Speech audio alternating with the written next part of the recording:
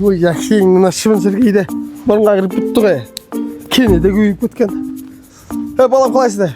Доктор бала. Не істейміз да? Малдың бәрінен кене қаптап кетті. Ой, аға, сонда проблема деп жүрсіз ба?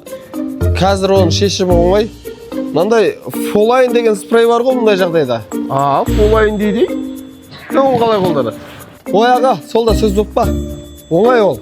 Мынаны өзінің басында шашатын болады, бұрап салып қоясыз да, үстіне шашып шығасыз. Мықты. Ірі қара қой, жылқы, ит мысыққа дейін жарай береді. Кейде бит бүргені жолатпайды ғой. Жақсы екен. Неменеге қиналып жүрсіз? Түсінбеймін.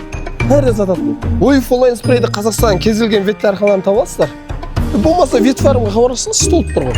Берші, көрейік. Мәніз аға сізге біреуін беріп кетейін да.